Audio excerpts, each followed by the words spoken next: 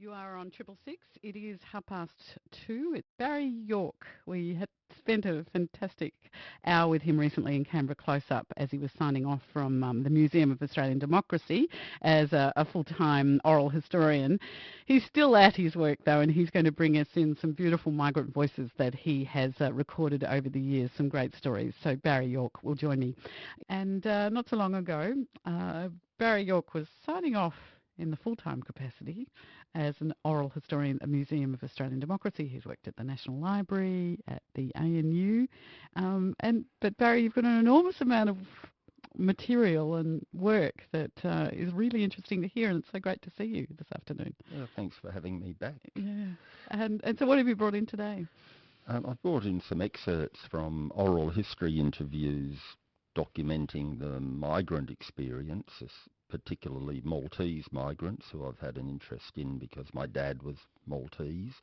I started recording oral histories in 1984, and that meant that I could interview people who had come here before World War One. Even, they were in their late 70s at the time, but I did record a few people in that category. And it dawned on me recently that means that among my collection, some of which is digitised and held at the National Library, that you can hear the voices of migrants of a vintage of over 100 years ago. Makes me feel old, Alex, but from a historical point of view, it's just, if I say so myself, it's wonderful material to have. Isn't that just, that's a treasure? It really is. And over the past 30 years or so, I've ended up recording probably over 300 migrants of different backgrounds, mainly Maltese, Polish, and scatterings of other Italians and English migrants over that period. And with each interview, I've adopted the same approach, which is to ask about their background in their homeland, the reasons for migration.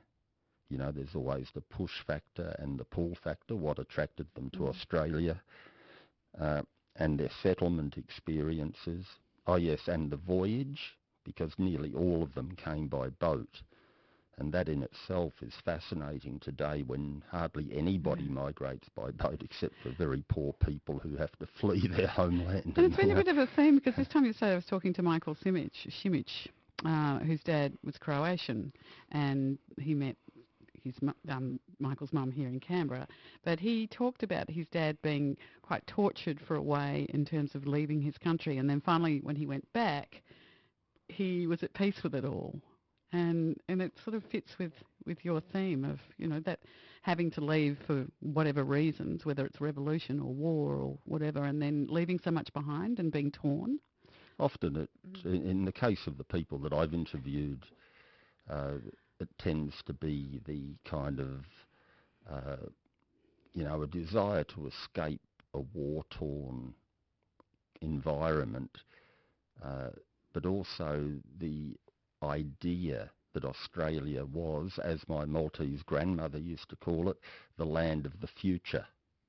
That's how they referred to it apparently in Malta back then. And so there was this idea that you could have a better life away from the memories of the Second World War. That didn't apply to the very early people that I interviewed, like those who came here prior to World War One. Even that was different again. That was usually the man of the family seeking better employment and a better standard of living, making the journey on his own, establishing himself here after a year or two, and then sending for his wife and any children.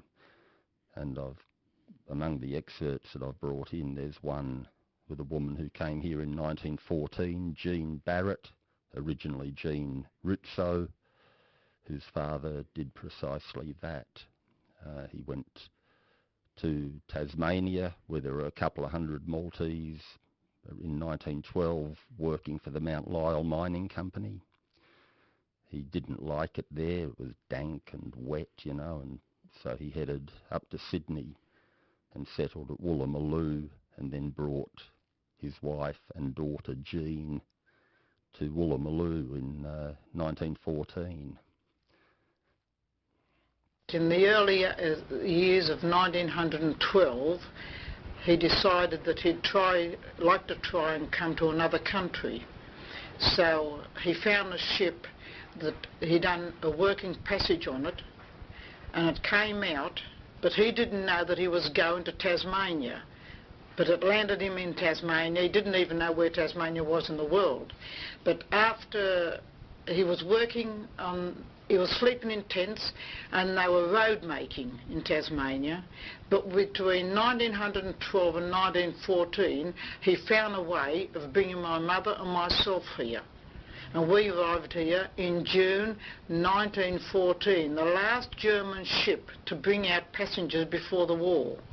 When he came to Sydney, he was working, he was earning £2.10 a week in wages. He joined the Wharf Labourers Union here, the stevedore they call it, down in Woolloomooloo, unloading and loading the ships. And he done that for the rest of his life. His intention all along, was it to bring his family Oh yeah, out? bring out here and make a better living for us, that's right, because my mother had to work in Malta to make 2 ends meet, as the saying is. What are your earlier recollections of... Well, we came straight to Woolloomooloo in Nicholson Street. My father rented a place there, 12 and 6 a week, 2 rooms upstairs and 2 down, because nobody had a lounge suite them days. It was a dining room and a kitchen and bedrooms. And my mother started sewing. My father started to bring home £2.10 a week, and they thought they were quite comfortable. And things were different. Even, she could go to the shops and buy meat more often than she could in Malta. A lot of things like that. She never wanted to go back. She died at the age of 83, and she never went back to Malta. Never wanted to go back. No, yes, well... And I was just listening to that saying, just had the 2 rooms, you didn't have lounge rooms then. And that's probably, why still in Australia we call it the good room. Yes, yeah, that's right. That sort of extra luxury room, the good room, because that was luxurious, wasn't it, to have that kind of space? Yeah. And as she said, they felt that they were doing well here.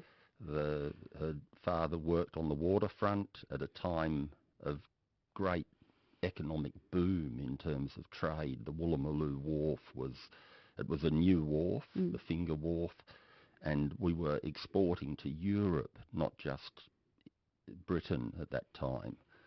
And later in that interview, I haven't brought in another excerpt, but the whole interview goes for over an hour, but she talks about living near the wharf, as they did, and how there were horses everywhere.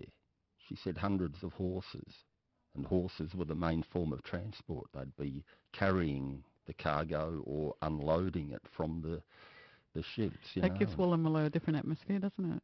Yeah, well... Having horses around. Listening to that interview, you really conjure up an image of what it was like, and she even says how the Maltese men and some of the Italian fishermen who were there at night, they'd be sitting on their doorsteps because there are no front yards in the houses in that area, as they would have in Malta. They sit on the front step playing a mandolin or having a smoke and just chatting to whoever walked by. The neighbourhood. And you hear it in her own words as somebody who grew up there from 1914. Dr. Barry York is my guest this afternoon, 19 to 3, 10 degrees in town, bringing us migrant voices about in this multicultural nation. I did a lot of travel in recording and collecting these stories. The one we just heard was recorded on my General Electric portable cassette recorder in the days when I was too poor to have any good equipment, but the National Library digitised it and it's now part of their collection. I've travelled to Mackay in Queensland, to Tasmania, to western suburbs of Melbourne and Sydney, and on one occasion I drove out to Broken Hill where there was a Maltese community who mainly worked in the mines and had come out in the 1920s. And the next excerpt that I've brought in is with Paul Sultana, who came from Malta in 1925, worked in the mines, and he came on a French boat at a time when some of the boats didn't have refrigeration. And he went to Marseille in France from Malta, caught the boat there, and as you will hear, he talks about how the ship provided fresh meat for the passengers, given that they didn't have refrigeration. This is 1925 he's talking about. We went from Malta to Marseille. We stayed there 3 days. We bought the ship Villa de Strasbourg, and we took 45 days to get to Fremantle. We landed Fremantle in All Saints' Day, and we come from there, and all this ship, everywhere you go, you load, I think, unload stuff, you know. It's half merchant ship and half passengers, see? And in them days, there's no refrigeration. And as I told you, we have 2 bullocks on the deck, and half a dozen pigs, and chooks, you know, and all sorts of pigeons, you know, for the French cooking.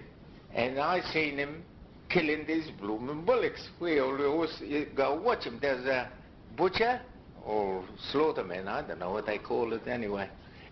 And this butcher, he used to put a punch in his brains between his horns and hit him with the boom hammer. Great big hammer, plump, and the bullet down, poor old soul on his back. Same as the pig. And the pig used to yell out. The pig's when he catches him with the leg, you know, Jesus, we used to laugh. So then, after he killed the bull, or the pig, he slaughtered it on the deck? Yeah, he skinned it on there and all that, cut it to pieces. I don't know what's happened. He cooked it. Otherwise, because we used to get the blooming meat, you could smell it a mile away. It stinks like hell. We had to eat it. Starving. Either that or you eat the oats. And then wash the deck down with the hose? Oh, yeah, they used to wash the decks and all. Thank goodness for that. Oh, well, that's the way it was. Yeah, 1925. We're assuming the French cook did nose to tail. The poor old bullock and the poor old pig. Yeah. And in the background, I mean, the beauty of oral history is that it's sound archiving, really. We're not just interested in the information, but the voice itself and the way it's conveyed and expressed. And in the 2 excerpts so far, you hear very different voices, very different accents. And in the background of the one with Mr. Sultana, you would have heard a canary chirping. I did. And that's a very Maltese custom with the Maltese men of that generation, whether in Australia or in Malta. The main hobby is aviaries. They love their birds, you know. When I've been back to Malta or visiting cousins in the western suburbs of Melbourne, quite often the man will have his aviary, which he's very proud of, or the prized canary inside the house, you know, that has pride of place. So you're delighted to catch his voice with that background because it's and often that happens representative, with different background noises. So it gets back to that idea of creating a record that is based on sound, the voice and the context. Dr. Barry York is my guest this afternoon. Next, Barry. I thought I would bring in a couple of excerpts of my parents. Oh, how gorgeous. Loretto York, he changed his name from Malak, which was his Maltese original name. He changed it before I was born. While he was stationed in London with the Royal Air Force. He joined up in Malta, served around Africa and the Middle East during World War II. That had nothing to go back to in Malta. His parents were killed and, you know, Malta was devastated by the war. So he remained in London with the Air Force, and he ended up getting a a position, a desk job with the Air Ministry while in the Air Force. It meant that a whole new world was open to him of the theatres of the West End of London, because servicemen would get free tickets and go there. He loved London. He loved the cosmopolitan nature of it. The big city life was so different to what he grew up with in Malta, which tended to be a village society. Anyway, we migrated when I was 3 years old from London to Australia, to Melbourne, and the excerpt I've chosen of my father sort of shows how not all migrants regarded Australia as God's own country. It's a bit of a myth. People think everyone was coming here and, wow, we're so better off. And because he'd worked in London, he thought Melbourne would be a smaller version of London. In this excerpt, he begins by talking about the day we disembarked, and his brother Joe, who was working on the waterfront in Melbourne, picked us up, and they provided accommodation in West Melbourne in the Maltese community there. Do you remember much about that day? Can you visualise the day? No, I could remember seeing them on the boat. They came on the boat, then we came down, and we went into the car, and they drove us to their house in West Melbourne, which I was disgusted with the place. It was small, it was next to a factory, and it wasn't with a big garden at the back, which one expect, and definitely they didn't even have a front garden in the front. So I was very disappointed in the locality of the house, in the house itself, and also in the crudeness of speaking, come here, They fed us well, they looked after us well, it's no two ways about it. But remember, I was spoiled in London at the Air Ministry. So of course, you mix in with those people, and then you come out here. It's a big contrast, because people were, I must say, in my opinion, very rough and very crude in a lot of ways. Telling it like it is. Yeah, well, like as he perceived it, yeah. Again, the voice itself can say so much, because my father had a slight Maltese accent, but he always tried, he believed that the better you could speak English, it's very genteel, the isn't it? more you would advance. And when I was growing up in Brunswick, we were Brunswick people, and of course you drop your H's and all that, drop your G's, and my dad would get very angry. He'd say, speak English properly, he'd be really strict about it. And he always tried to speak properly, and he had high expectations, he wanted to improve. And this is what migrants do, why migration's such an important and good thing. You're a doctorate in history. You have a history doctorate. I mean, it can be replicated with so many others, that we come here to do better. You don't spend 6 weeks on the boat, leaving family and the familiar behind in order to, she'll be right, And my father definitely had that attitude, and so did my mother. And I've chosen an excerpt from my interview with her as an example of how, we always talk about how migration changes the society that they come to, as Australia was changed by mass migration after the war. But the other side to that coin is how individuals are changed by coming here. And so I've got a brief excerpt here of my mother talking about that. Olive, her name was. How do you think Australia has changed you, Bertha? Oh, very much. Very much.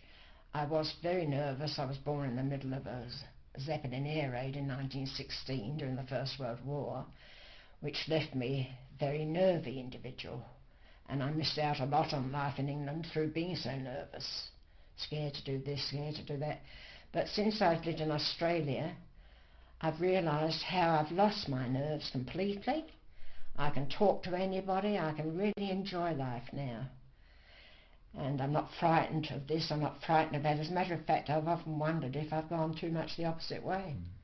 And do you think if you stayed in England you wouldn't have I developed would in that still way? been the shy person I was and go red as soon as anybody talked to me, and I lost a lot in my early years by being so nervous. I just wonder why that is though. Do you have any ideas on why Australia would have that effect? I think it's because realising I'd come to another country to make a different life for myself,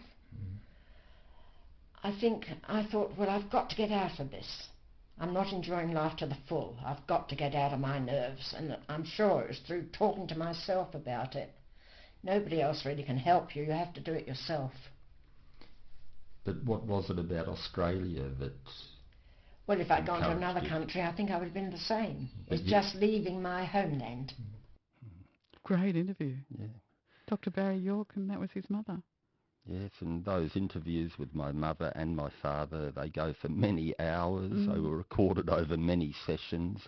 The one with my mother is wonderful as an account of working class life in northwest London from 1916 through the Depression, the Blitz in the Second World War. She was in the middle of that.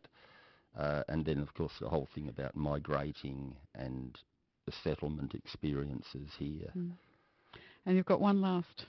Yes, when I was a historian at the Museum of Australian Democracy at Old Parliament House, we had an oral history program, and we had a project with the National Library where we interviewed former federal parliamentarians. And it was a great pleasure for me to interview Michael McKellar, the late Michael McKellar, who was Minister for Immigration and Ethnic Affairs from 1975 to 79 when the Vietnamese were being brought in by Malcolm Fraser. It was very controversial at the time. And Michael McKellar had this lovely anecdote about how he kept his spirits going through a particular photo in his office when he was receiving a lot of flack for his pro-Vietnam policy. There's one thing I'd say about the immigration area, which I don't know whether I've said it before, but it's absolutely true. Decisions you take in relation to population and immigration, you can alter just about every other decision of government. But if you have an immigration program and a population program, and you make decisions in that area, you cannot alter it. What you are doing is bringing about a fundamental change in the Australian community. The fact that we allowed hundreds of thousands of refugees or quasi-refugees or asylum seekers into the place over a number of years has fundamentally altered the composition of the Australian community and the way we live our lives. If you make a decision in immigration, you can't change that. So that's what I sort of experienced, and when I look back at my parliamentary career, there are many things that I would have done differently, but was it worthwhile? I think yes, in many ways it was. There's a marvellous photograph of a little Vietnamese boy who arrived with the first group that came out here in Melbourne Airport. I remember seeing him. He was standing there, just arrived in the place in the first flight. And I don't know what happened to this kid, but there he was standing there in a little smock, looking as attractive as only little Asian kids can. And so when things got really bad, I used to look at this photograph and think to myself, well, I gave him a chance. And I think if you can do that as a politician, or as a member of parliament, look back on where you've made a difference to some people's life in a positive way, then I think you've done your job. Gee, really interesting to know where that child is now. Yes. Does that again, with Michael affirm to him what he was doing was right? Yep. And with that interview, it went over many sessions and ended up being 8 or 9 hours. I also recorded another former Minister for Immigration, Chris Herford, for the Museum and the National Library. In all, the Museum of Australian Democracy and the National Library project, we ended up, when I left, we had over 100 interviews with former federal parliamentarians, which I felt quite happy What a about. fantastic resource. Yeah, that is. Barry, great to see you. You're going to come back more, aren't you? Well, I'd like to. I've got all Thanks this. for having me. Yes. Well, I know you brought some music in, but I think Adam Shirley sidling alongside you. We'll see you. We'll see you again soon. Thank you so much. No, It's thank just you. wonderful. We'll talk again soon. Appreciate it. Thank you.